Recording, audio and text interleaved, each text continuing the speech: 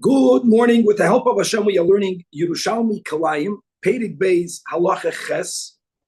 We are learning today Daf Chav Gimel. We left off on Daf Chav Gimel, Amud Aleph, 4 lines from the top of the Amud by the dot, not by the 2 dots, by the dot, Im Hoyet Sudadin. And let's quickly recap the sugya that we had on Daf Chav Beis. First of all, we began with a Braisa. The Braisa says that if one wants to make a row of vegetables inside a sedei, a field of grain, what you need to do is that you have to make a separation along the length of the row of the vegetables. The length of this gap separation has to have 12 and a half amas. The width has to be of 6 tfachim, and you're good to go. Now, if you're planting the row of vegetables in the middle, that means you have both grain on the right and on the left. On each side of the row of vegetables, all right, there has to be a gap of 6 tvachim, only needing to go for the length of 10 and a half amas, and then you can plant the vegetables in the middle. We also spoke out many times that the regular width of a row planted is also of 6 tvachim. Now, it doesn't mean that you may not make a wider row. All the Braisa said is that wherever you plant the vegetables in the middle, as long as the gap has a width of 6 tvachim, 10 and a half amas, if there is another side, lachamol, 6 tvachim, 10 and a half amas, then you're not violating any problems of kilei zeroyim. That was the Braisa. Comes along Rabbi Yechanan and he says, okay, you can plant vegetables in that row, but you can only plant one type of vegetables. I want to make a clarification. If throughout the row, you want to plant in the length of the row different types, you are allowed to do that. And actually, because of the heter of the Rosh Torah, you don't have to leave any separation between one type and the other. So if you're going, again, in the length, let's say the length is north to south, you want to plant however many tfachim you want of vegetable A. Then you want to go into vegetable B, Rosh Torah. You don't have a problem in one single row. Rabbi Yechanan was referring to a person planting 2 parallel mini rows within the 6 tfachim. And there is where Rabbi Yechanan says you can't do that, only one type. Comes along Rabbi Zajac, and Rabbi Zajac says, yeah, Rabbi Yechanan's statement is only if the row of vegetables is of 6 tfachim, which is the usual width. But if you're going to plant a row of vegetables of 7 tfachim, and you're only going to plant the outer peripheries with Yerakos and of Kevin, if you can bring up the picture of that from a Daf Chav Beis, that would be great. And you're going to have a gap of 5 tfachim empty within the row of vegetables. So you're mitzvah, the one I'm planted with the empty 5. You're mitzvah, the other one with the empty 5. We view each one of these rows as a 6 tefach row of vegetables, but they're not in the same. They're not within the 6, right? There's a total of 7. And therefore, Rabbi Yechanan, according to Rabbi Zajac, will hold it's permitted. That's not the picture that I was referring to. However, the Gemara checkmated Rabbi Zajac from a discussion that we had in which Kevin drew a picture, in which we see clearly that Rabbi Yechanan holds that you have to have 3 tfachim of the 6 row of vegetables planted. You don't have to have all 6 of them packed with vegetables, but at least, again, all speaking about on the length, right? If the row has a width of 6 tfachim, Rabbi Yechanan holds that you have to have 3 out of the 6, and then not 1 and 5. That ratio. So therefore, we rejected Rabbi Zaja's attempted limitation on the law of Rabbi Yechanan. That is where we left off. Now, what we're going to have on Daf Chav Gimel, and yes, Kevin, for that we'll need to have the picture of Daf Chav Gimel. We're going to have, even according to this final clarification of Shitas Rabbi Yechanan, 3 out of the 6 have to be planted. There's going to be a further qualification, which will allow us to even L'Shitas Rabbi Yechanan have, to some degree, a certain leniency. Very good. Leave that up there. That's going to be the opening one-liner of Daf Chav Gimel. Now, from there, the Gemara is going to go back to the Mishnah. The Mishnah ruled that plants of different species may lean one over the other, meaning as long as you planted those Yerakos, as long as you planted those grains, whatever it is that you planted, with the proper spaced difference, if when they grow out of the ground, they end up not only going near each other, but even leaning over each other, chiddush. You can leave it, with one exception that the Mishnah made, b'negeya belas Yavanis, Greek gourd, and the Gemara is going to bring not one but two braisos that is going to tell us various unique halachas that we have regarding the Greek gourd. And the Gemara at the end of this chapter, Perek Beis, will conclude, going back to the Machlokes in the Mishnah, that Rabbeinu HaKadosh had other vegetables in his tradition beyond the Dulas Yavanis, and we're going to chazer that over. And ultimately, Rabbi says, even though I have such a tradition, Rabbi paskins like the Chachamim that the only exception is the Las Yavanis, only there if the leaves are leaning one over the other, the Las Yavanis over anything else. There is where we say that even though you planted them with the right space, the difference, you have to uproot it, not to have kilei zeroyim. That will be Perek Sheni. God willing, we're going to start about Chav Gimel Amud Beis today, the new chapter, Perek Shlishi, beginning with Halacha Aleph. And the Mishnah will discuss, Chevra, the conditions under which it's permissible to plant small quantities of different species in a small garden patch. I want to clarify that. We learned just now, we just learned Chav Aleph Amud Beis, that if you have two fields of different varieties of Yerakos, you have to have at least 6 tefachim separating one the other. That is because we were speaking about a field of Yerakos. But if now, as we'll learn in the third chapter, we're dealing to begin with a very small quantity of vegetables, the land is very small, there's going to be a much smaller gap needed. And a final words of introduction, which will be very important, even though we're going to have to repeat this, especially for those that for some reason are not here yet. And that is like this, that we're not forgetting that kilei zeroyim is predominantly an issue of marasayim. But we also already learned that there is an overlap between nourishment and marasayim. Because when people understand how plants grow and how much earth they need, and they know, that plant A is getting nourishment from plant B, that knowledge itself already gives it an appearance of a problem. The Yerakos draw nourishment of an area of 1.5 tefachim around it. That means if you plant one vegetable, that's what the Torah is telling us. Chazal are telling us it needs 1.5 tefach of land for nourishment. Now, therefore, right, if we're going to begin with this, we want to avoid overlap of nourishment to prevent marasayim. Okay? Machlokes Rishonim. Aleph, that since each vegetable needs a tefach and a half, we don't even want for two different species to draw nourishment from the same common area. And that would demand a 3 tefach separation. We will not be learning our entire sugya based on those. We're going to follow Rambam Perush HaMishnayos that says, again, it's all because really it's only about marasayim. The nourishment, the knowledge of the nourishment is to prevent marasayim. We don't want from one vegetable to draw nourishment from the location of the other vegetable, which is from another species. We don't care if there's an overlap of common ground because we don't care about nourishment. It's only about marasayim. And therefore, we will be learning, again, by fields, we learned in Perek Sheni, you need 6 tefach of a gap. But when it comes to small garden vegetable patches, which everyone here plants in their backyard, here, there's no issue because it's chutz la'aretz.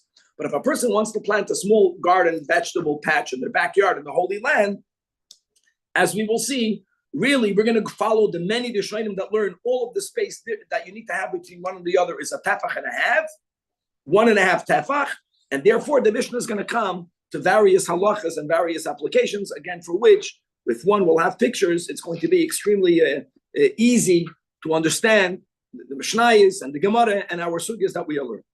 So without any further ado, guys, Daf Chav Gimel, again, 4 lines from the top. We already refuted Rav Ze'eda's application of Rabbi Yechanan. Rabbi Yechanan holds clearly that you have to have 3 out of the 6 planted. So now the Gemara says, however, based on what we learned above, by top of the Amid, a statement cite from Rabbi Yossi and Abchiyam, right? And we're following their understanding of Rabbi Yechanan. Whoever has a picture, you're going to see, again, we have a grain field. And in the middle, you're planting a vegetable patch. It's not a problem because in between the vegetable patch and the grain field, from either side, You have the width of 6 tefachim and the length of 10.5 amos. Okay, so you're good.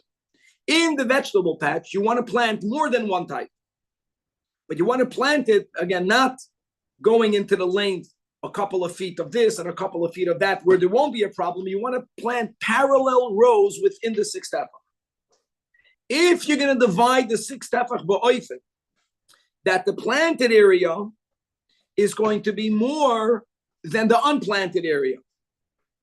Not like the case that we had from Rav Ze'era, where you had a 6 tefach width, and you had 1 tefach on one side and 1 tefach on the other side.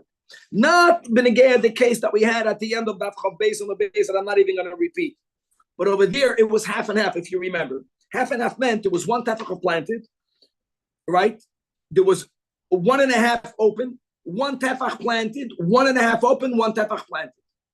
In a chap, it came out that what was the total? You had 3 and 3, correct? So 3 and 3, Rabbi Yechanan holds the 3 planted have to be together. But what's going to happen if you pack up the 6 tefachim in a way where you're planting 3 different types?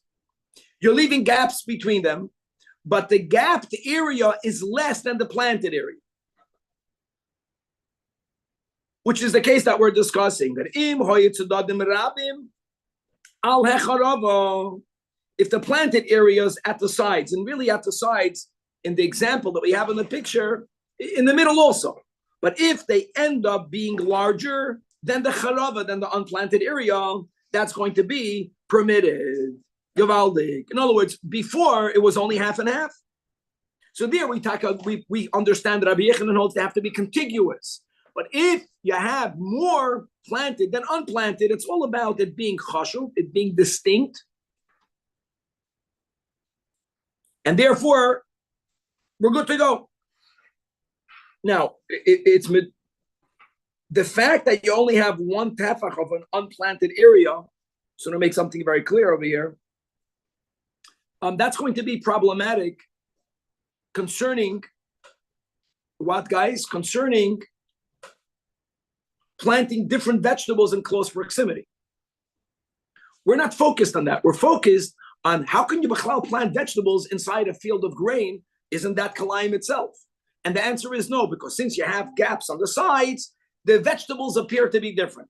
To which Rabbi Yechanan says, well, the vegetable patch has to appear chashuv. If it appears not chashuv, then it looks like it's mingled in the grain field.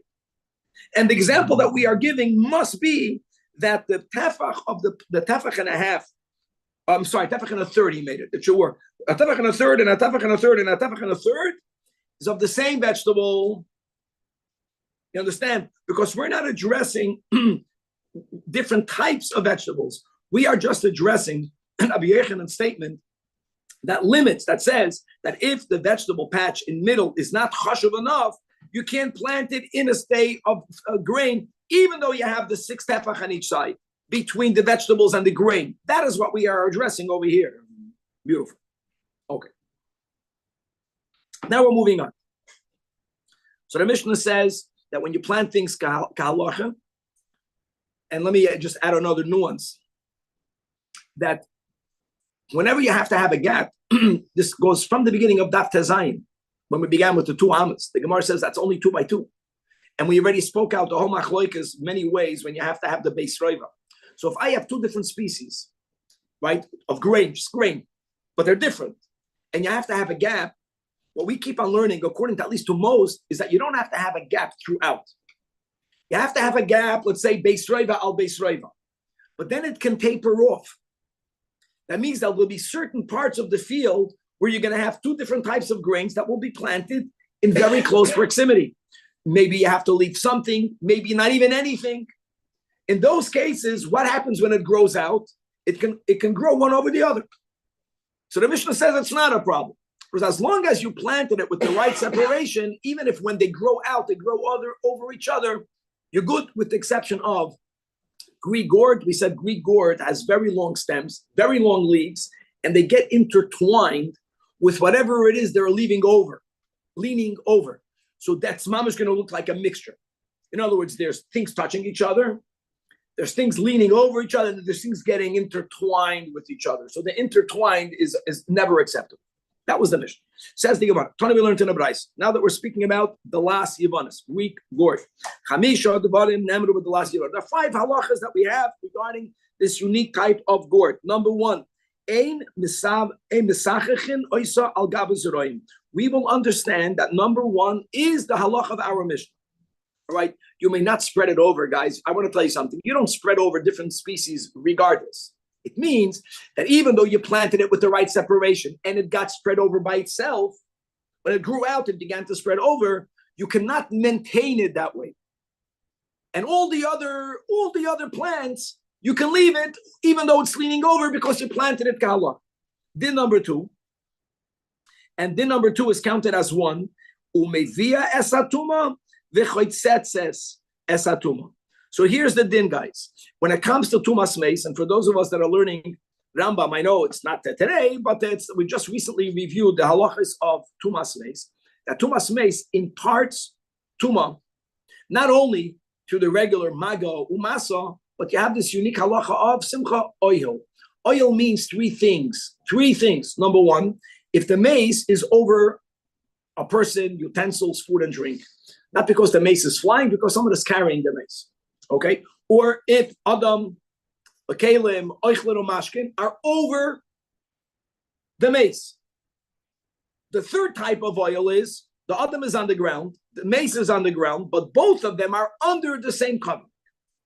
That's what we are referring to. So, because of the gourd, the last Yavanis' long stems and leaves that make them very packed. I know I'm looking at a picture. I don't see the uniqueness over here from the picture. So really, it must be, you have to just imagine that the leaves and the branches are very dense and they're very, they get intertwined. They get tangled up. So if that is over a kazais min ames and a keli, it will create an oil. Other plants don't do that. Even if you have a psashtikal branch leaning over kazais, I'm saying kazais min ames because how big are these branches? And kazais min ames could impart to masoil. Just saying, it doesn't have to be. It can be a whole mace. So it imparts to masoil. Another here, that's a better picture for what we're learning. Another application. Chatzitza. What does chatzitza mean? If there's a mace over here, guys, and like I mentioned, if I go over the mace, I'm the oil over the mace.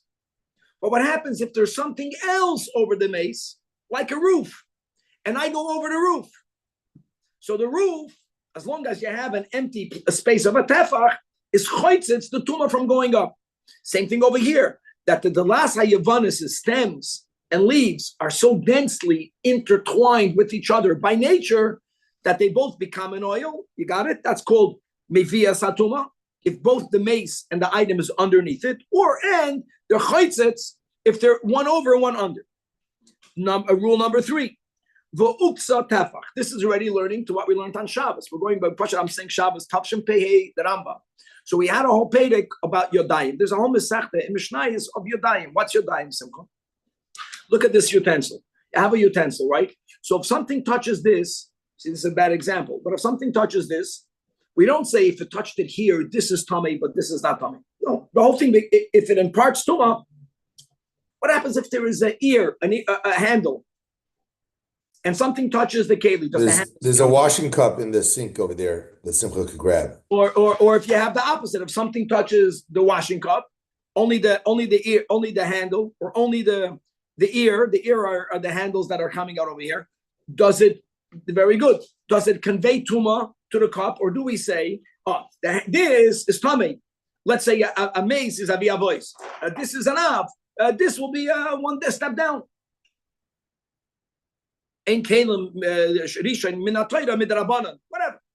So the rule is like this.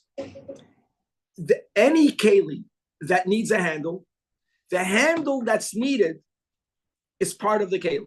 What do I mean by that? Certain kelim need a handle, let's say, of a foot. What happens if there's a handle of 2 feet? That was the big chiddush of Yodayim. Even though it's one chunk of metal, only the part of the yad that's necessary for the keli is keli. And the other part of it is like something else, even though physically it's one piece. So the halacha is, is that a Dalas Yavanis needs to have a stem in the length of a tefach in order to properly be able to pick it up. You saw it's a big gourd. Now, by the way, if the stem is bigger than the tefach, okay, so then it's already beyond.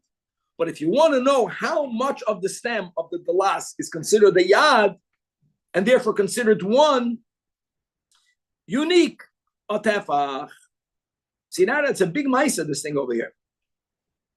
Actually, I'm looking at a picture. It almost looks by nature that the stem is a tefach, which is gavaldik, versus many other products where even if you need a stem to grab it by a carrot, you don't need a tefach, you need a mashul. Okay, next.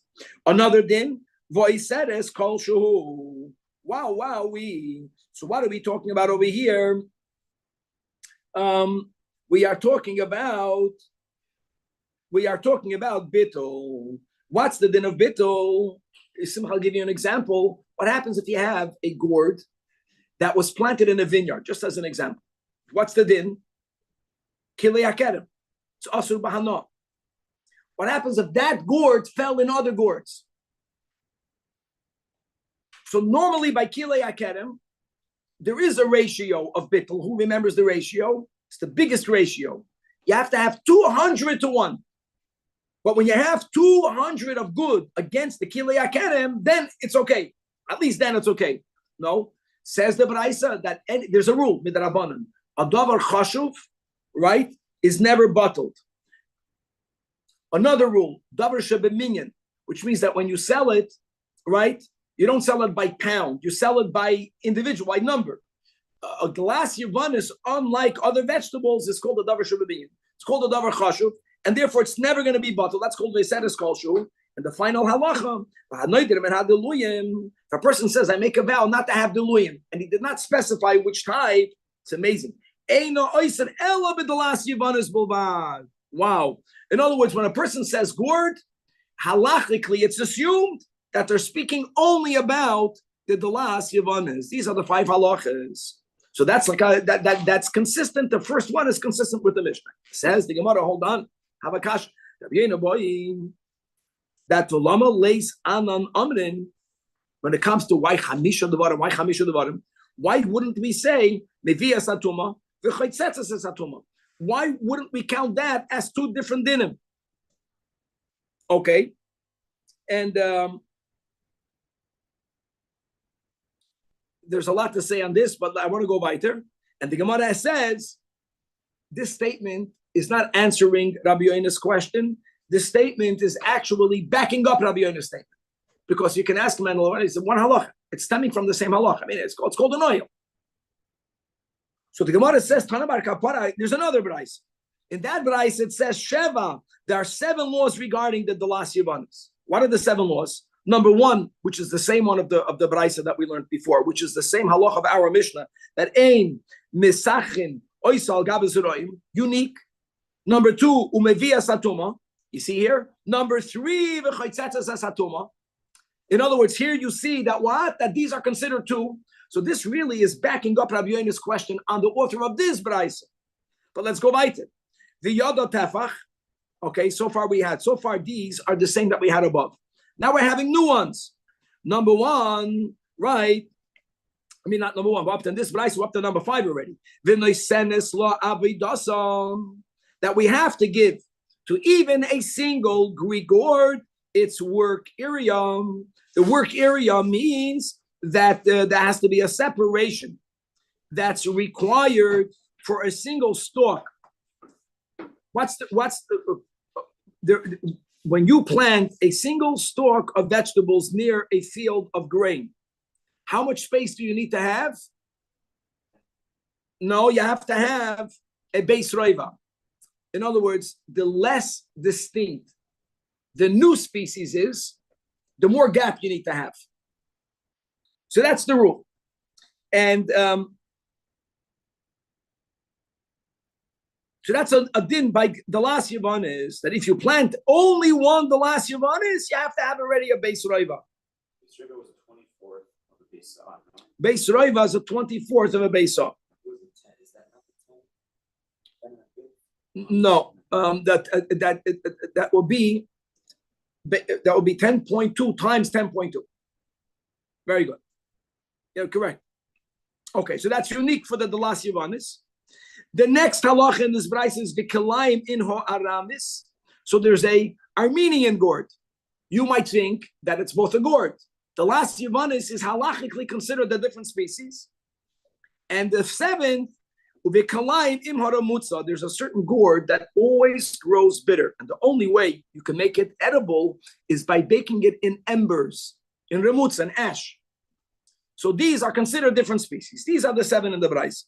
Now, before there's another issue here. In other words, the Gemara, the way I understand, brought the brayse of Bar Kapara to back up Rabbi Yoina's question, which is unanswered, because people would wonder, why are you asking Rabbi Yoina? So maybe is the same thing. No, you see in this brayse that it's separated. But now we have a new problem. What's the new problem? Why does this one give 5? Why does this one give 7? Why don't they give the same ones? So that is answered in the Rashirilio. And look inside the Rashirilio on the left column, 7 lines from the bottom. In the beginning of the line, Divrei HaMaschel,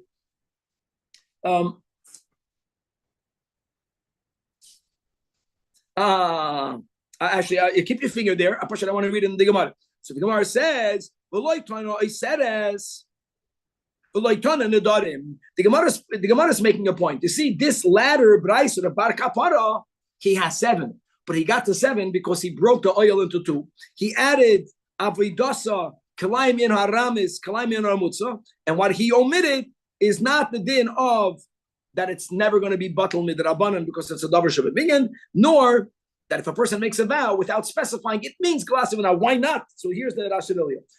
He said, Cirilio, the lechashiv elamida the shaycha ba'oida mechuberes. Gavaldi. That's a logic. This brayse is only speaking about halachas that are relevant when it's still connected. For there to be a mixture of kilei hakerem, the last with something else, it's obviously was disconnected from the ground. Correct? For a person to make a vow about what they're eating, no one eats something when they're connected to the ground. So therefore, it's not mentioned over here. Now, what's not Bechlal addressed is the other way around. So let's keep on reading the Rashirilio. The Tana de Braisa Kamaisa, upon which Rabbi Yoina had a kasha, loichashiv avidasa de roiva, the sviralei, because he holds the bechol delas nami. Every time you plant a gourd, whether it's yubanis, whether it's anamis, whether it's misses, whether it's remutza, you always have to have the base roiva. You got it? So that's not unique to the last yubanis. And furthermore, v'leiktonik kalayim that anamis or remutza, he doesn't, because he holds like Rav Nechemia. What does he hold? That it's not it's not unique. The last Yavanis. He also holds that the last Misris cannot be planted with the last Aramis, with the last Remutza.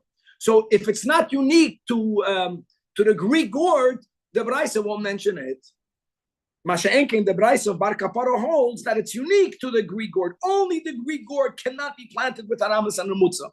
That the last Misris could be planted. Now let's go weiter. Says the Gemara, regarding this halacha back in the Mishnah about it leaning over and how you're not allowed to leave it even though you planted it with the right separation. Rabbi Gamliel, Rabbi, the son of Rabbi, Nafak l'shuka, he went to the marketplace, and while he was there, Asoin sha'alun, people asked him, Sichuch sha'amru, this halacha, right, that you can't allow for it to happen by the last Yavanis. Is it only binageya? Binageya means simcha. Not only is it leaning over, but it's actually touching. Or they didn't speak out in the Yerushalmi, they were mekatzet. Or if, in other words, and if it's not nageya, you can leave it. Or the chumrah is even if it's not touching, simply by the fact that it's leaning over, it already gives you a maras ayin problem. Look inside the Mara folder before we turn to Amen. Binageya. Binageya means shenachvefes. Not only is it bent over, but vinidbekes. And vinoigas b'tvoy beyarik. And maybe avol nechveses ve'eno negas vinidbekes loy. So he speaks out to others. Oy dilma loy shnosh afilu hani asur mishum maras ayin. That was the question. And the Rabbi Gamliel did not know the answer. And therefore, Daf Chav Gimel Amud Beis also Sha'al Lavui went to ask his father Rabbeinu HaKadosh. And Amalei and Rabbi told him, Sichuch Sha'amru is only binageya, at least a leniency.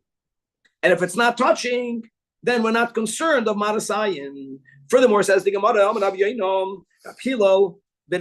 Volos.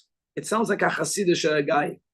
I don't know, where do you have in the Talmud Bavli Rabbi Volos? Right? A Talmud of the Baal Shem Tov. Hillel ben Volos. Nafek l'shuka.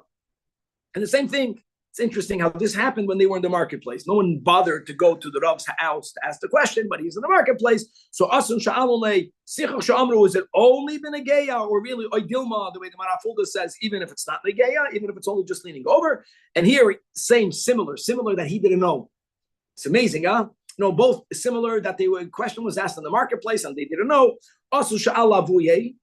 So he asked Rab Volos, Amalei, Sichach Sha'amru, like Rabbeinu HaKadosh, has only been like Geyam. And now, finally, Rabbi said that, Rabbi says, Afa Kishus, but we had this earlier in the Masechta, we already touched there. Kishus is a certain type of melon that's not sweet, a non-sweet melon. And also Pula Mitzri. So according to Rabbi's tradition, there are three, the last Yavanis, Kishus, Pula Mitzri, and then he said, however, I'm going to paskin like the Chachamim. I'm not going to paskin like our tradition. And the Gemara wants to know, Farvas, why is that? So Amar Chinana, that the last mitzvahs. That was the logic. Shehi misakeches, it does, relative to others, really spread over other plants. And nevertheless, at Amar Mutar. Who is at? Who said it's mutter, guys? Rabbi. How did Rabbi say it's mutter? Rabbi never spoke about it. But that's by implication, right? The fact that when Rabbi heard the last Yavanis, Rabbi says, no, I have more. If Rabbi would have held that the more isn't only Kishus and Pula Mitzri, but it's also the last HaMitzri, he would have mentioned it. No, it's from his omission, it comes out that he's saying it's mutter. So logically, like Kolchrein, no, it only makes sense because the last, when you take these four, the last Yavanis, guys, is the one that is the most. It's the most entangling. Underneath that is the last mitzvahs. Underneath that is Kishus and Pula Mitzri. Rabbi heard even Kishus and Pula Mitzri is a problem. But why did he not agree with it? Because if that's the logic, then for sure, then the last HaMitzri should have been a problem. So the Gemara says that's not a logic. That's not an ayah. Why not? Amar Rav Ab Rami, right? Abba Mari almost. That loy kain have Rav Mana Omer. That Rebbe Omer kol hani ditaninon kishus upul hamitzri af the last mitzris bechlal. Actually, don't make this implication from the fact that Rebbe only spoke about kishus and pul hamitzri, because we have a rule that whenever Rebbe speaks about those two, he automatically includes the Latz HaMitzvahs, which means, Rabbi Mendel, that Rebbe's tradition was, not only is the last Yavanis problematic if it gets entangled and touching the neighboring, also Kishus, also the last Mitzvahs, and Pula Mitzvah. So if that was his tradition, why wouldn't he pass in that way? So we're back to the question. So Nachamal Ma Royani as the Midvarai. So answers the Gemara, Pashut, because Begashmias, the last Yavanis is like a category of its own physically.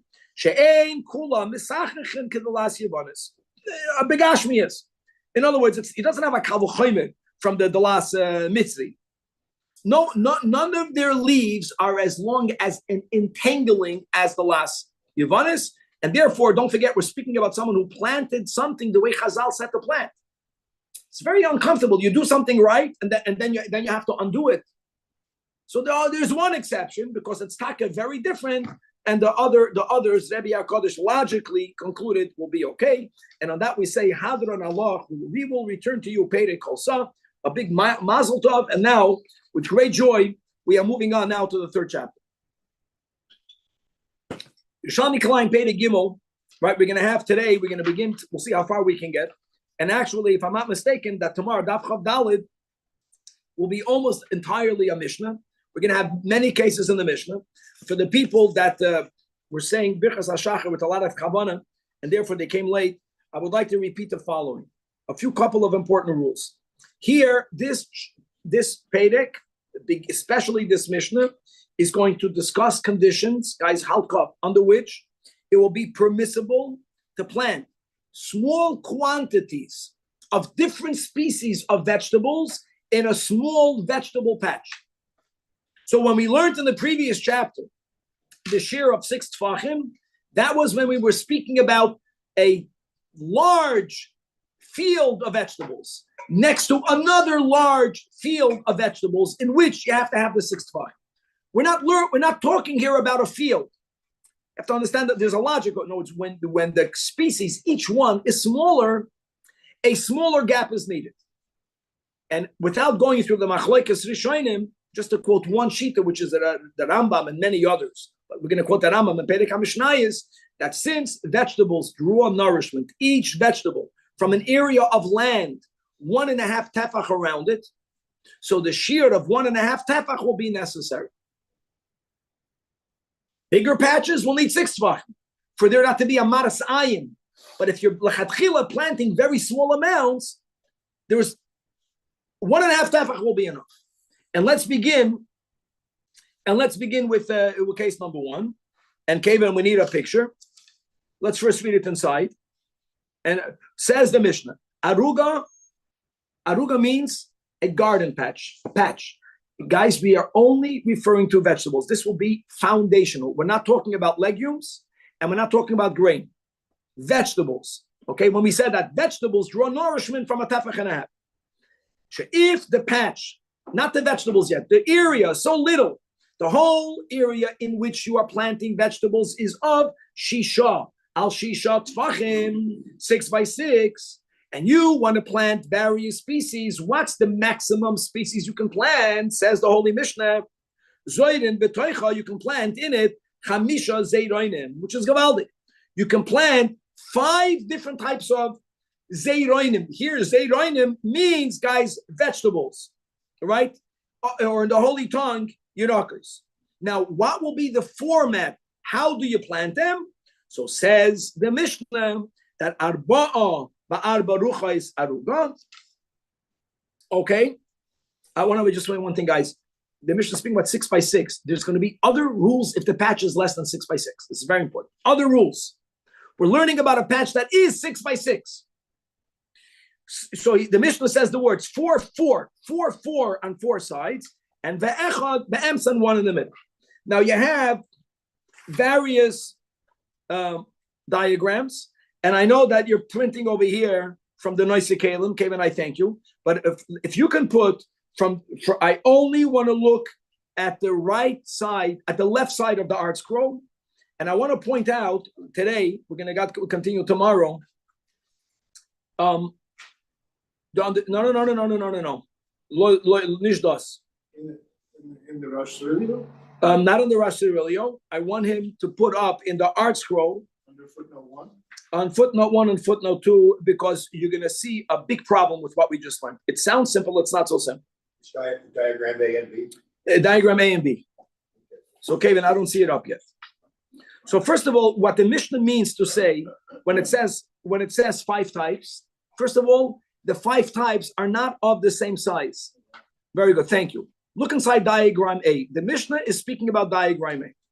The goal is to leave at 1.5 tefach away one from the other. That's the way even though there's other Rishonim that learn the Mishnah, like gamri different. We're going with the 1.5, we're going with the Rambam. Now, of course, the picture that you're looking at works. You see that? But you have to appreciate that the 4 from the sides takes up a certain amount of space. The one in the middle is one single stalk. The gray part is the gray little circle. And here you see that in between the sides and the middle from the sides, the side from the sides, you have the 1.5 tefach. So guys, this works. Why? Because you have the 1.5 tefach. You know what the problem is? If the Mishnah is trying to point out what is the maximum amount of vegetables that you are able to plant in a shetach of 6 by 6, look inside diagram B, how many types do you have over here? 9, and you can take a look. If you look inside, you'll see that you can actually pack it up with 9. And not only can you pack it up with 9, you don't have to have the hechatimtza, where one in diagram A, the one in the middle is one stalk. In diagram B, each one is actually a square tefach. Square tefach you can pack in a few. So when you have a potato soup, you can have 2 potatoes, 3 potatoes, not one. And you can even though each patch will take off the 1 tefach, mamish, tefach by tefach, you will have 1.5 tefach between everything. So why wouldn't the Mishnah say you can put in 9? And we're going to learn that, God willing, on Daf Chafei Amud Beis. That means not tomorrow, but God willing in 2 days, based on a pasuk. It's amazing. It's an emes that in a 6 by 6 you can't have more. You can't have more than 5. Now, since you cannot have more than 5, the wisest way to put the 5 is like diagram A, because here you're chapping arayin, and at least not the one in the middle. The others, I think it's like 3 tefach. I don't know. Maybe it's even more than 3 tefach. You're using, the goal is to use as much space as you could. So that's why, you have 1.5. We'll have a scriptural source. You can only put on 5. So plan to 5 the way it's pictured over here. And what's the mile of the art scroll? If you take a look at the top right at Asher Ilyom, you see you don't chop it so much from there. No, it's our modern pictures, with the greatest respect to them. I don't know how they drew it. Much better. Don't go to C and D. We're not there. We're not there at all. Okay. I'm just saying that the way it used to be when people learned these sugyas, it was so hard. Not because the content is hard. You look at it, it's easy. I don't even know how to describe it for the audience. Or if you don't see the picture, I don't know how it's like chulin. But when you see it, it's gavaldik. You see the case of the Mishnah, diagram A. You right away chop the kasha that will happen in the Gemara. Why not make diagram B? And it works, and you see the advantage of it, right? Because each one is getting more. Even the middle one is getting 9. But you can only have 5. If you can only have 5, then plant it the way it is in diagram A.